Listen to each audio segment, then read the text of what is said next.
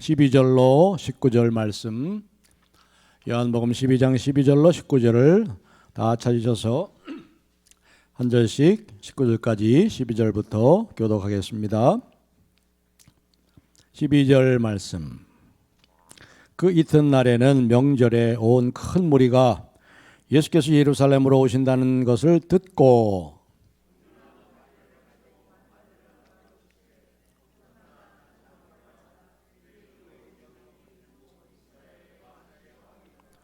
예수는 한 어린 나귀를 보고 타시니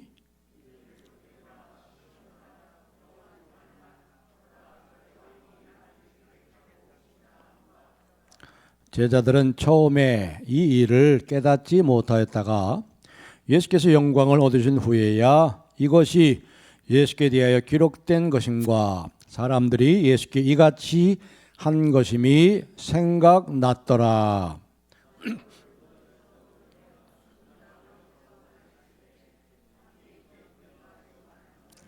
이에 무리가 예수를 맞음은 이 표적 행하심을 들었음이로라.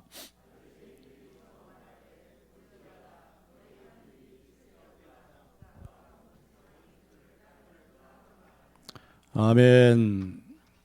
오늘 우리가 잘 아는 종려주일에 대한 말씀이죠. 우리가 고난주간이 시작되는 종려주일날, 이 종려주일의 일반적인 가장 큰 메시지, 일반적인 메시지를 지난 우리 종려주일날 우리가 생각했습니다. 그래서 오늘은 요한복음에서 말하는 종려주일의 의미가 뭔가, 오늘 이 본문에서 이 사도 요한이 의도하고 우리에게 전하고자 하는 메시지가 무엇인가를 살피기 위해서 세 부류의 사람들, 세 종류의 사람들이라는 제목을 가지고 오늘 그 의미를 살펴보려고 합니다. 이 가운데 여러분들 말씀을 드리면서 이 세 부류의 사람이 나와요. 오늘 여기 보면 제자들이 나오고, 어리벙벙한 제자들이 나오고, 그리고 큰 무리가 나옵니다. 그리고 바리새인이 나옵니다. 이 셋 중에 여러분들은 어디에 속했는지를 여러분들이 한번 잘 생각해 보시고 여러분의 마음속에 큰 도전과 은혜가 있는 시간이 되길 바랍니다. 우리가 성경을 읽을 때, 어느 성경도 마찬가지입니다. 성경 읽을 때 가장 중요하게 여겨야 되는 게 뭐냐면, 성경을 그냥 강 건너 불구경하듯이 읽어서는 안 됩니다. 물론 그런 분은 없겠죠. 성경을 소설 읽듯이 읽어서는 안 됩니다. 나하고 아무 상관없는 하나의 소설처럼 읽어서도 안 되고, 소설처럼 읽어서 안 되고, 또 신문처럼 어떤 정보를 얻기 위해서 그렇게 읽어서도 안 됩니다. 다시 말하면 우리가 이 성경을 읽을 때 가장 중요한 것은 성경의 이야기가 나의 이야기가 되고 있는가,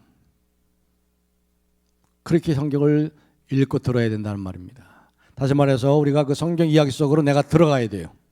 그 성경 이야기 속에 들어가서 내가 마리아가 되고, 정말 마리아처럼 향유 옥합을 예수님의 발에 붓는 그러한 사랑을 내가 한 적이 있는가, 그러한 헌신을 내가 주께 한 적이 있는가, 이런 생각을 가지고 마리아의 이야기를 듣고 읽어야 되는 거예요.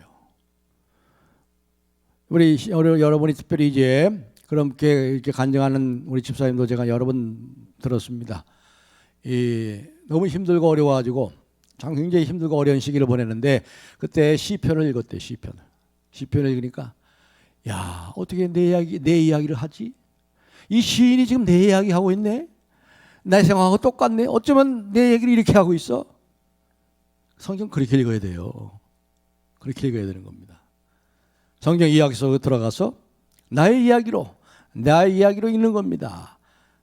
나에게 말씀하시는 이야기로, 쉐마 들으라가 아니라 레이마, 나에게 주시는 말씀으로, 나의 이야기로, 내가 그 속에 들어가서 그 속에 나의 이야기로 들어야 되는 거죠. 오늘 본문에 보면은 예수님의 제자들이 이제 마지막, 예수님께서 이제 종려주일, 예수님께서 이제 마지막 세 번째로 예루살렘 성에 입성하시잖아요. 그리고 나서 이제 뭐가 시작됩니까? 한 주간의 고난 주간이 시작되잖아요. 그리고 예수님이 십자가에 죽으시고 부활하시고 예수님의 모든 지상 사역을 다 마치시죠. 여기 보면 예수님의 제자들이 말이죠. 이 종려주일부터 시작해서 특별히 이 한 주간, 이 역사를 바꾼 이 한 주간에 예수님을 통해서 일어난 이 모든 일에 대해서 우리보다 훨씬 더 잘 알고 있습니다. 왜냐하면 그들은 그 현장에 있었기 때문에 다 봤잖아요. 목격자지요. 그들이 이 일들이 어떻게 한 주간의 일들이 어떻게 진행되는 것을 다 두 눈으로 받고 겪었습니다. 겟세마네 동산에서 와서 가룟 유다가 배반하고 와가지고 로마 병정을 이끌고 암호를 짜가지고 예수를 붙잡아가는 것을 봤고 그들은 다 도망갔죠. 그들은 그걸 전부 다 경험을 했어요. 그리고 다 두 눈으로 봤습니다. 그 현장에 있었어요. 오늘도 보니까 여기 22절에 보니까 큰 무리가 예수님이 이제 입성을 하십니다. 그러니까 이들이 종려나무 가지를 가지고, 종려나무는 특별히 이스라엘의 국화라고 할 수 있어요. 우리나라는 무궁화가 국화고 일본은 벚꽃이 국화지요. 마찬가지로 이스라엘 유대 사람들은 이 종려나무를 국화처럼 생각한 겁니다. 그러니까 이 국화나무를, 이 국화인 이 종려나무를 예수님이 입성하시는데 밑에 쫙 깔고 예수를 맞이하다는 건 뭐예요? 이 민족주의의 상징이 되는 이 종려나무를 통해서 우리 민족을 해방시켜 달라는 간절한 그 외침이, 그래서 호산나가 바로 그거예요. 호산나가 무슨 뜻이죠? 주여 구원하소서, 주여 도우소서, 우리를 저 로마의 압제로부터 구원하소서, 우리를 저 로마의 압제로부터 도와주소서. 그 말이에요. 그 말은 다 하지 않았지만 호산나라는 말 속에는 벌써 그 말이 들어있는 거예요. 그러니까 민족 해방의 왕으로서 오시는 예수를 이 정치적인 메시아, 군사적인 메시아로 오병이어를 기적을 베푸시고 죽은 나사로를 살리는 그 기적을 행하신 그 하나님의 아들 메시아가 우리를 그 놀라운 기적을 통해서 로마를 무찌르고 우리를 이 로마로부터 구원하는 이러한 민족의 해방자로서 왕이신 예수를 맞이하고 있는 거예요. 그런데 본문은 말이죠. 본문은 여기 뭐라고 얘기합니까? 예수님께서 그러한 모습으로 오면 말을 타고 와야 되는 말. 정복자로서 말이죠. 군사적인 메시아. 이 힘이 있는 그걸 보기 위해서는 말을 타고 와야 되는데, 그것도 삼두마차라든가 끌고 와야 되는데 나귀를 타고, 그것도 나귀 새끼를 타고 50원에서 예수님께서 뭘 보여주시는 거예요? 그들의 잘못된 메시아관을 교정시키시고 꾸짖고 책망하는 거죠. 그런데 보세요. 그런데 여기 보면은 16절, 오늘 16절이 가장 중요한 요절 말씀입니다. 16절을 여러분 깊이 묵상을 해서요. 오늘 거기에 메시지에 가장 중요한 부분이 담겨 있습니다. 자, 16절을 우리 다 같이 읽겠습니다. 시작. 제자들은 처음에 이 일을 깨닫지 못하였다가 예수께서 영광을 얻으신 후에야 이것이 예수께 대하여 기록된 것임과 사람들이 예수께 이같이 한 것임이 생각났더라. 아멘. 그러니까 이들이 경험을 했잖아요. 목격을 했잖아요. 그렇죠? 그 증인들이죠. 다 그 현장에 있었어요. 근데 예수님께서 지금 이 종려주일에 이 나귀를 타고, 그것도 나귀 새끼를 타고 들어오신 이것이 무엇을 가르치는지 그 당시에 깨달았다는 걸 깨달았어요? 못 깨달았어요? 오늘 본문의 16절에 의하면 못 깨달았어요. 깨닫지 못하였다가 그러잖아요. 무엇을 뜻하는지, 이 사건이 무엇을 뜻하는지, 앞으로 일주간의 예수님의 삶 속에서 그것이 무엇을 말하는지, 무엇을 의미하는지, 그 예수님 십자가에 처참하게 죽임을 당할 것임을 그들이 안 사람이 하나도 없단 말이에요. 하나도 없어요. 경험을 했는데 경험한 것을 깨닫지 못해요. 경험했는데 경험한 것을 깨닫지 못해요. 마치 큰 무리처럼 예수님이 7가지 기적을 통해서 그 기적을 경험했어요. 떡을 먹고 배불렀어요. 그런데 그 오병이어의 기적의 참된 의미를 깨닫지 못하고 너희가 나를 찾은 것은 떡을 먹고 배부른 까닭이요 표적을 본 것이 아니라 그 의미를 깨닫지 못하고 썩을 양식을 구하는 저들을 향해서 말씀하듯이 이 예수님의 제자들이 지금 어리멍멍한 제자들도 그 상태에 있는 거예요. 지금 놀랍지 않습니까 여러분? 그들이 분명히 지금 종려주의를 경험해요. 수많은 사람들이. 이 몇 명이나 되는지 아세요? 이 예루살렘에는, 예루살렘 성 안에는 보통 예수님 당시 한 10만 명 사는 큰 도시입니다. 그 당시에, 예수님 당시에 베들레헴은 한 1000명도 안 되게 사는데, 이 예루살렘 성은 수도고 하기 때문에 한 10만 명 사는데, 그것도 명절이 되면 말이죠. 6월절이잖아요. 6월절 시작되잖아요. 명절이 되면 한 200만 명이 모인대요. 200만 명. 흩어져 있던 모든 유대인들이, 전 세계 흩어진 유대인들이 오고, 그리고 이 팔레스타인 사는 모든 유대인들이 예루살렘은 다 성으로 모이는 거예요. 한 200만 명이 엄청난 인파가 모여들어가지고 예수님을 환영하지요. 이것을 이 제자들이 봤어요. 직접 경험했어요. 그런데 저들이 경험한 것을 이해하지 못했다고 합니다. 깨닫지 못하였더라. 깨닫지 못하였다가, 여러분, 우리가 경험했다고 해서 그 경험한 것을 다 아는 게 아니에요. 하나님의 환한 사랑을 받고 있으면서도 그것을 모르고 있는 때가 많아요.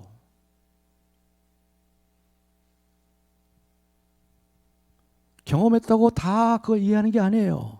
우리는 하나님의 그 환한 그 사랑과 은혜를 만나봐요. 만나가 뭐예요? 이게 뭐냐? 이게 웬 떡이냐? 지천에 깔려 있는데 그걸 모르고 살아요. 우리가 얼마나 큰 은혜와 사랑을 받고 있음에도, 경험함에도 그걸 다 깨닫지 못하고 살고 있단 말이죠. 또 비근한 예를 하나 더 들린다면 말이죠. 부모의 사랑을 경험하는 어린아이를 한번 생각해 보세요. 이제 갓나고 돌진하고 한 2살, 3살. 이 아이는 분명히 엄마의 사랑을 받고 있잖아요, 지금. 그렇죠? 엄마의 사랑을 경험하고 있어요. 아빠의 사랑을 경험하고 있죠. 사랑을 이해하기 훨씬 앞서서 이 아이는, 어린아이는 그 엄마와 아빠의 사랑을 경험합니다.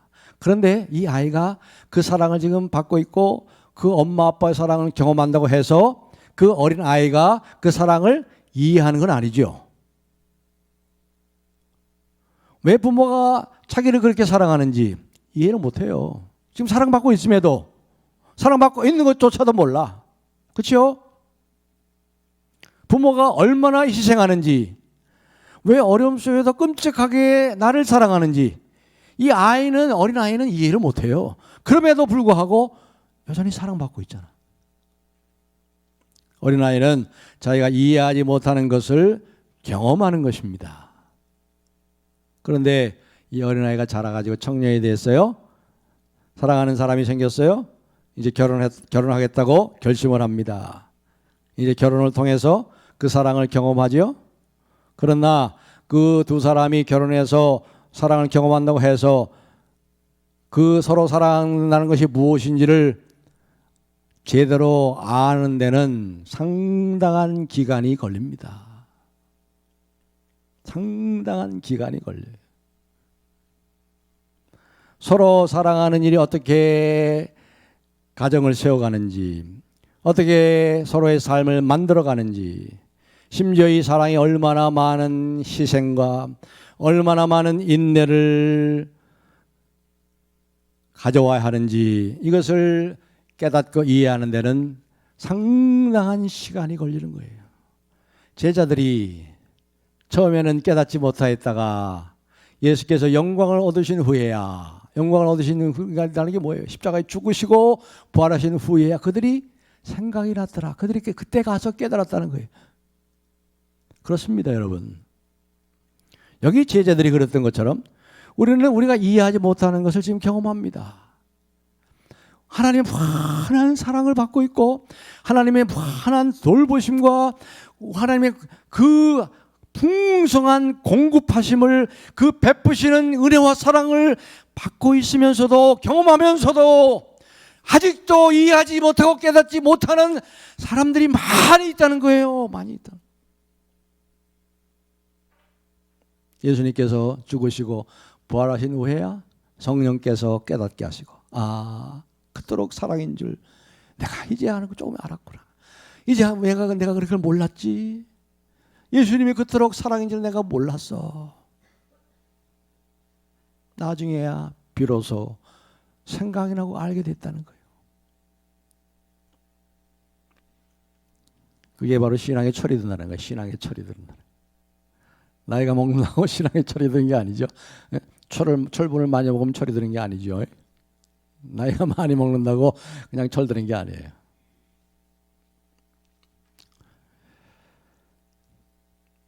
그렇습니다, 여러분. 우리가 종종 안다는 거하고 이해한다는 것이 피상적일 수가 있어요. 잠시 우리가 있다 없어지는 환상 같은 그런 불과할 때가 있습니다. 우리가 안다는 거, 이해한다는 것이. 예를 들어서 우리가 결혼 문제를 한번 생각해 보세요. 결혼한 부부들이 수많은 세월 동안에 서로 연결되어 있죠. 거기서 희로애락을 같이 합니다. 그래서 우리가 상대방을 잘 안다고 그래요. 남편은 내 아내를 잘 안다고 하고 또 아내는 내 남편을 서로 잘 이해한다고 생각합니다. 정말 그렇습니까? 여러분들은 여러분의 남편을 잘 아세요? 잘 이해합니까? 또 남편님들 여러분의 아내님들을 잘 아십니까? 잘 이해하고 계십니까? 한번 생각해 보세요. 결혼한 지 2년밖에 안 됐는데 지금 참 위기에 빠져 있는 젊은 부부가 있다고 생각합시다. 결혼한 지 2년 됐어요. 이제 서로 사랑하고 삽니다. 그런데 뜻하지 않는 위기를 당합니다. 파경에 이르게 됩니다. 그 두 사람이 그런 위기 속에서 서로 얘기하다가 남편이 아내의 속을 뒤집어 놓는 그런 얘기를 합니다.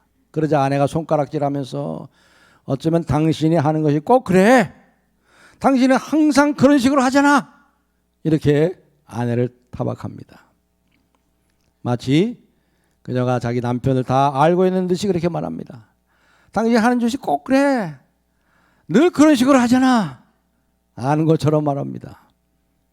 남편에 대한 이 가벼운 이해 때문에 그녀는 남편을 하나님이 주신 신비로운 피조물로 경험을 못하는 거예요. 그런데 반면에 얼마 전에 금혼식을 한 노부부가 있다고 생각합시다. 50년을 부부로 살았으니 대단하죠? 이 할아버지 남편이 할머니 아내에게 이렇게 말합니다. 여보, 할멈, 내가 죽기 전에 꼭 그리스도에 가고 싶었다는 거 당신도 알지? 그러니까 이 할머니 아내가 눈을 동그랗게 뜨고 아니요, 그런 줄 정말 몰랐어요. 이렇게 대답하는 거예요. 이 젊은 부부는 결혼 2년 만에 위기를 받은 이 부부는 모르는 것을 알고 있다고 했는데 당신은 항상 그러잖아. 알고 있다고 하는데 이 50년 된 이 할머니 아내는 아직도 잘 모른대요. 50년도 지났는데 왜 이들은 아직도 결혼한 상태로 이렇게 살고 행복하게 살고 있을까? 이유가 분명하죠. 아직도 이 결혼한 지 50년 된 부부는 서로를 알아가는 신비를 경험하고 있기 때문입니다. 지금도 그 남편을 아내로서 알아가고 있고 남편은 또 아내를 50년 동안 알아간 남편이 또 모르는 부분들을 더 깊은 그 세계들을 알아가고 있기 때문에 그래서 저들은 이렇게 금혼식을 하면서도 이렇게 서로 사랑하며 그 사랑을 나누는 거예요. 첫 번째 부부는 당신은 항상 그래. 이런 깃발 아래 산다면 금혼식을 한 이 두 번째 할아버지 할머니 부부는 나는 당신에 대해 몰랐어요. 다 몰랐어요. 그렇게 말하는 사람과 같죠. 여러분 신앙이라는 게 그렇습니다. 우리는 이 종료주일의 의미에 대해서 분명히 여기 나오는 무리나 이 어벙벙한 제자들이나 또 바리새인들처럼 바리새인 세 중에 나오는거든요. 큰 무리가 나오고 이 어벙벙한 제자들이 나오고 왜 어벙벙한 그 앞에 어벙벙한 이 수식어를 붙였는데 어벙벙한 제자가 나오고 또 바리새인 세 번째 바리새인이 나옵니다. 이들보다도 우리는 저와 여러분은 더 잘 알아요. 머리로 더 잘 알아요. 지식적으로. 그렇죠? 종료주일이 뭔지 의미인지 알잖아요. 왜 예루살렘 입성하는지 알죠. 십자가 죽으러 가는 거 알잖아요. 예수님 죽으신 거 다 알죠. 다 아시죠 여러분. 모르는 분 한 분도 없어요. 예수님이 부활하신 거 다 아시죠? 다 알아요. 다 알아. 예수님이 나 사랑하는 거 아십니까? 다 알죠. 예수님이 기름 부음 받은 자라는 거 압니까? 다 알지요. 메시아라는 거 다 알지요. 고난당하는 하나님의 종이라는 것 다 알지요. 지상 왕국을 이 땅에 세우시기 위해서 예수님이 이 땅에 오신 것이 아니라는 것을 우리가 압니다. 로마의 압제로부터 예수님이 해방시키려고 해방자 예수 그리스도라는 것이 아니라는 것을 우리는 압니다. 내 나라는 이 세상에 있지 않다는 것을 우리는 다 압니다. 다 압니다. 우리는 그분의 면류관이 금과 은으로 만든 것이 아니요 가시로 만든 면류관이라는 사실을 우리는 다 압니다. 우리는 예수님께서 입으신 자색 옷이 그 당시에 권위를 나타낸 왕의 옷인데 그것이 아니라 로마 군인의 손에 의해서 조롱당하는 옷이었음을 우리는 다 성경을 보고 압니다. 우리는 이 모든 것이 우리의 구원을 위해서 필요한 것인지를 우리는 다 압니다. 다 압니다. 그러나 문제는 이런 일을 아는가 하는 것이 중요한 것이 아니에요. 아는가 하는 것이 아닙니다. 이 사건이 예수님께서 나를 사랑하셔서 나를 위해 죽으시려 오셨다는 구세주라는 사실을 여러분들이 경험했냐 말이에요. 경험했냐 말이에요. 여러분이 아는 것을 경험했습니까, 여러분?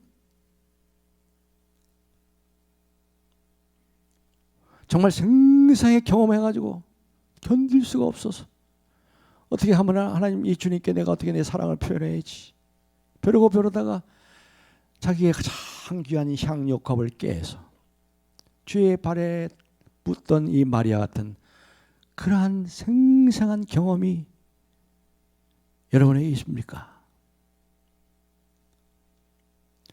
이 예수님을 진정으로 만나기까지는 우리가 예수님을 아는 게 아니에요. 지식적으로 알아가지고 무슨 소용이 있어요? 예수님 십자가에 죽었다. 예수님 하나님의 아들이다. 다 알지요. 다 알죠. 3일 만에 부활하셨다. 다 알죠. 아멘 하죠. 아멘. 그런데 그 아는 것을 경험하고 있습니까?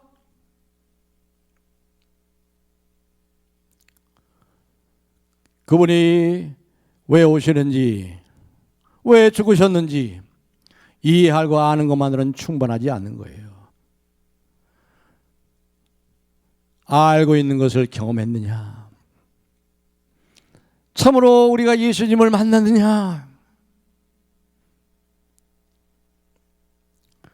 그래서 이제부터 시작되는 한 주간이 시작됩니다. 예수님의 한 주간 12장부터 앞으로 몇 달이 될지 아마 내년까지 가야 되겠죠. 이게 끝나려면 요한복음 끝나려면 내년까지 가야 되겠죠.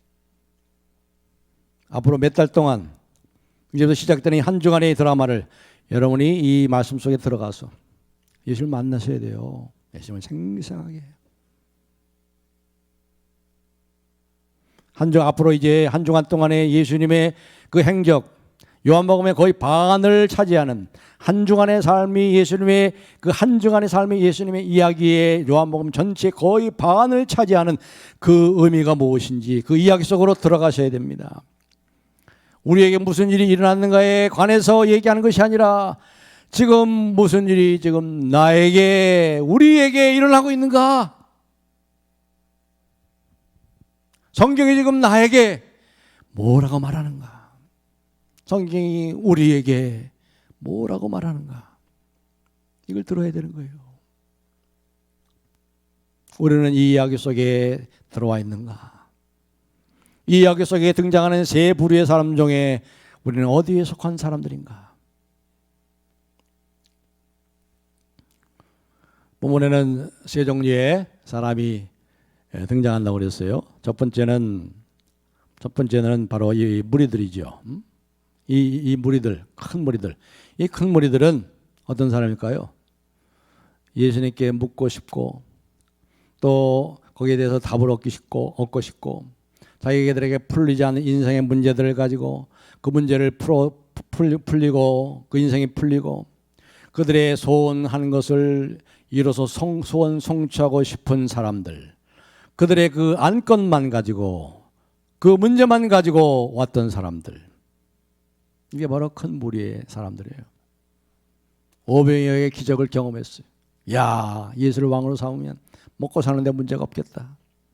기적을 행하니 내 소원 성취하는데 예수님만 의지하면, 예수님께 소원을 빌면 예수님이 내 문제들을 다 해결해 주시고.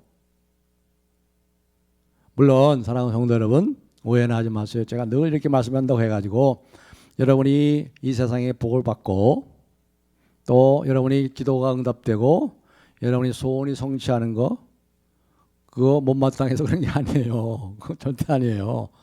하나님은요, 우리를 소원의 항구로 인도하시는 분이에요. 그렇죠? 우리를 소원의 항구로 인도하시. 큰 풍랑과 환란 속에서 정말 우리를 마침내 소원의 항구로 인도하시는도다. 제가 항상 새벽마다 빌고 비는 게 뭐예요? 우리 성도님들이 잘 되는 거 빌지요. 사업이 잘 되게 하시고 건강을 회복하고 자녀들이 주 앞에서 참으로 바르게 잘 자라고, 이게 항상 복을 빌지요. 그러나 문제는 거기에 머무르면, 거기에 머무르고 그것이 우리가 예수님을 찾는 이유라면 우리는 큰 무리의 사람과 똑같은 거예요.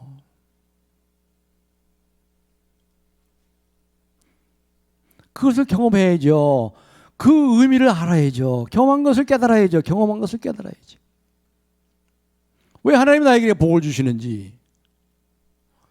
여러분, 우리가 보통 이 기복신앙 하는데, 제가 새벽기도 때도 말씀을 잠깐 드렸습니다만은, 여러분, 복을 구하는 게 왜 잘못이에요?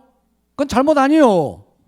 하나님만이 복을 주시는데 하나님께 복 달라고 기도해야죠. 당연히 하나님만이 복을 주시니까 하나님 나에게 복을 주세요. 우리 가정에 복을 주시고 당연히 기도하셔야죠.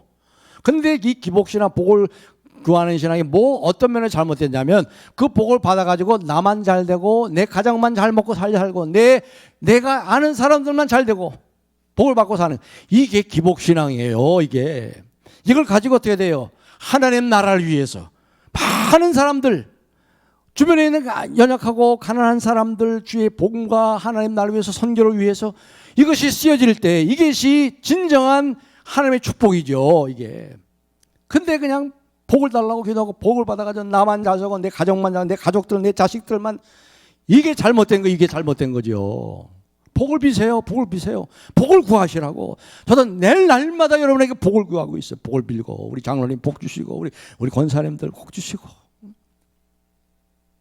그런데 거기에만 머무르는 게 문제잖아요. 거기에만 내 가족, 나. 여러분이 무슨 이유로 예수님께 관심을 갖고 계십니까?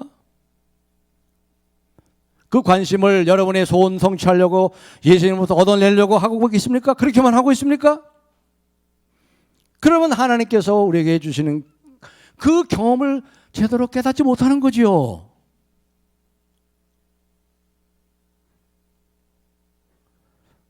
단도직입적으로 말씀드리면, 여러분은 진짜로 주님을 사랑하십니까? 마리아처럼? 아니면 그분이 여러분을 위해 무엇을 하실 것인지에 대해서만 관심을 가지고 있습니까?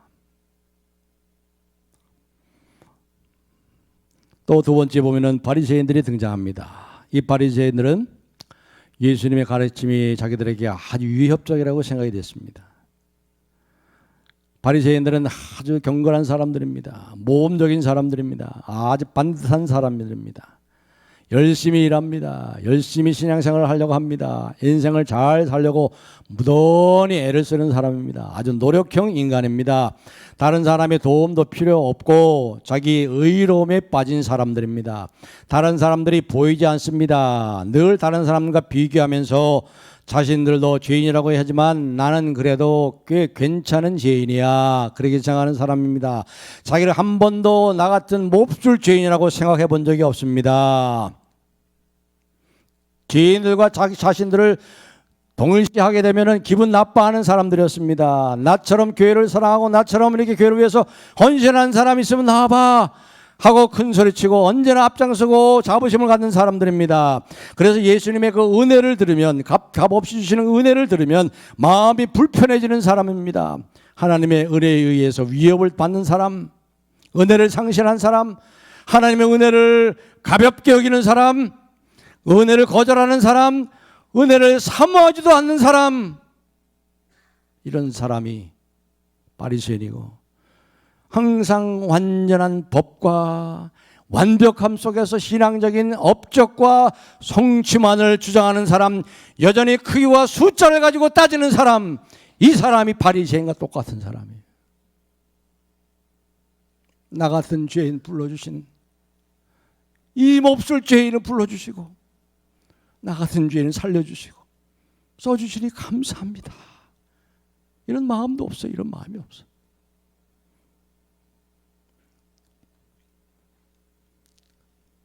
그리고 마지막으로 이 어리벙벙한 제자들이 등장합니다. 이들은 놀라운 일을 경험했지만 뭐예요? 그것이 뭘 의미하는지 몰라요. 하나님의 예수님의 사랑을 받고 특별한 사랑을 받고 말이죠. 불렀어요. 한 사람 한 사람 부르고 3년 동안 있으면서도 이 은혜가 얼마나 큰지 말이에요. 하나님의 아들과 자기가 함께 있는 건데 이거 몰라. 그 노란 주님의 사랑을 받으면서 받고 경험하면서도 그 경험한 것을 모르고 있어요. 지금 깨닫지 못하였다가. 그런데 이들이 이 머리로 알고 있는 것, 경험하지 못한 것을 이해하지 못하다가 이제 깨닫게 되니까 이들이 얼마나 참으로 아름답게 변화됩니까? 예수님의 제자들이 다 어떻게 했죠? 예수님을 위해서 죽었잖아요. 다 죽었어요. 순교했어요. 자기 생명을 다 드렸어요. 예수님의 사랑을 여러분이 정말 하나님께서 우리에게 주시는 이 사랑을 경험하고 이 경험한 것을 여러분들이 다 이해하게 되면요, 내 생명 아깝지 않아요. 내 인생 주께 드리는 거 아깝지 않아. 주께 이 향유옥합 자기 전 재산을 바쳐도 아깝지 않아. 이렇게 달라지는 거예요. 이 예수님을 만나면 달라집니다. 진정한 변화가 있는 거예요. 지금까지 모든 걸 다 내려놓게 되는 겁니다.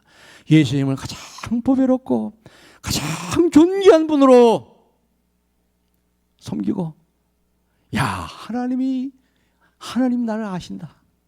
하나님이 나를 사랑하시구나. 내가 이렇게 사랑을 받고 있구나. 야, 이게 꿈이냐? 너무나 놀란 거예요.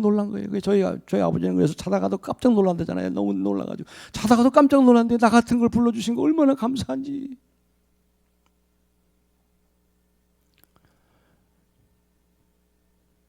사랑하는 성도 여러분, 그렇기 때문에 이제 한 주간 예수님의 행적을 이제 12장부터 우리가 앞으로 몇 달 동안 될지 모르겠습니다만 계속 살펴볼 겁니다. 그 이야기 속으로 여러분 깊이 들어가십시오. 거기서 누굴 만나야 돼요? 고난당하시는 주님을 만나야 됩니다. 나를 따르라는 게 뭐예요? 고난당하는 나를 따르라는 겁니다. 복음과 함께 고난을 받으라는 겁니다. 너만 불장 보고 내가 주는 복을 너만 누리고 살지 말고, 네가 이만큼 산 것도 하나님의 은혜라고 너는 머리로는 인정하지만 네가 그렇게 그것을 깨닫고 그렇게 실천하고 살고 있느냐. 그래서 이것을 여러분들이 이 이야기 속에 들어와서 예수님을 다시 생생하게 만남으로 인해서 주님, 제가 주님을 올바로 이해하지 못했습니다. 이런 고백의 시간을 갖기를 바랍니다.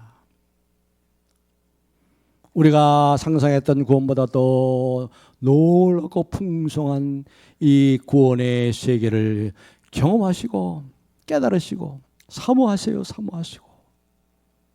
사모하셔야죠. 은혜를 사모하시고.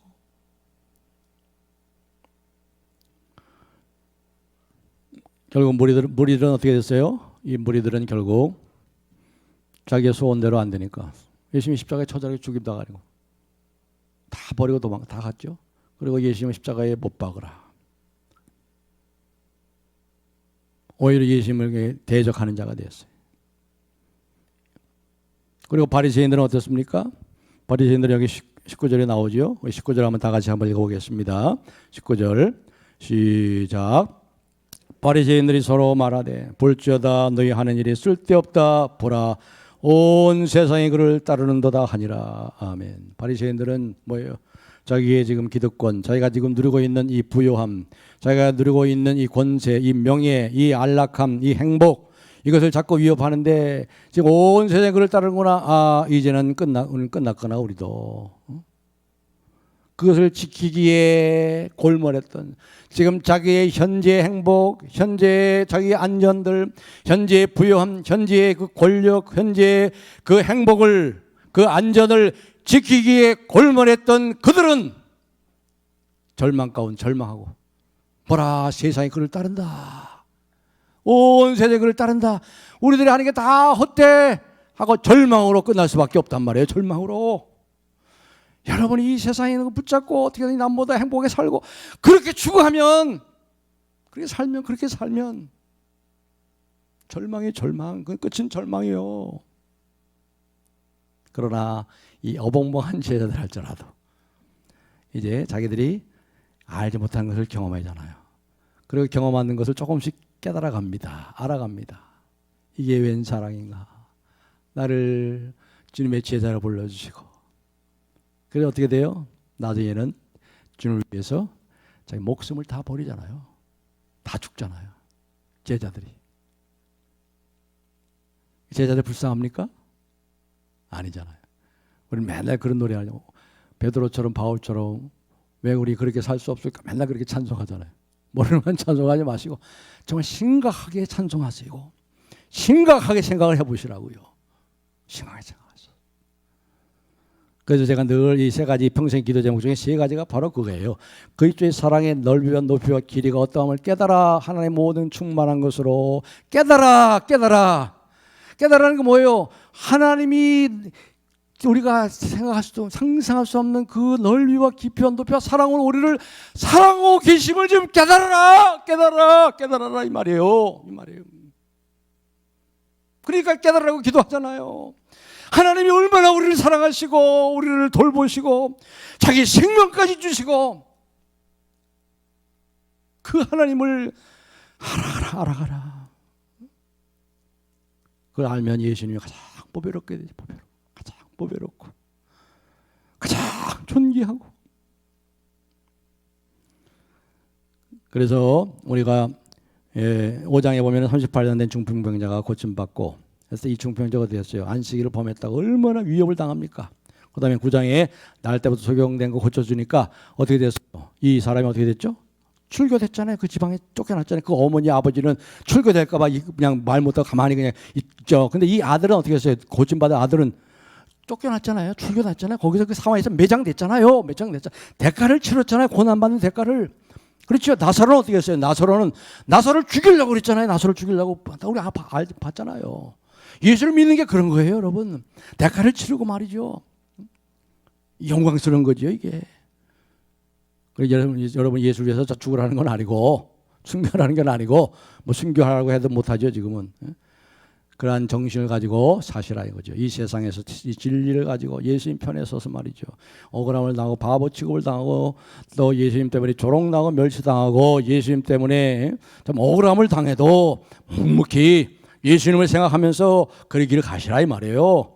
거기에서 우리 하나님을 생생히 만나는 거예요. 하나님을 경험하고 그것을 깨닫게 되는 거예요.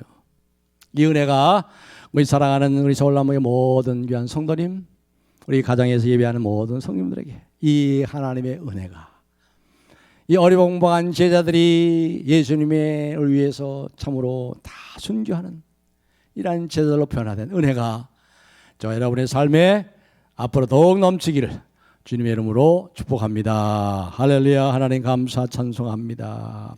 우리들을 많은 사랑으로 사랑하신 걸 받고 사는데 우리가 그걸 다 알지 못하고 깨닫지 못하고 삽니다. 주여 긍휼히 여겨 주옵소서. 우리가 경험하는 것을 알게 해주시기를 원합니다.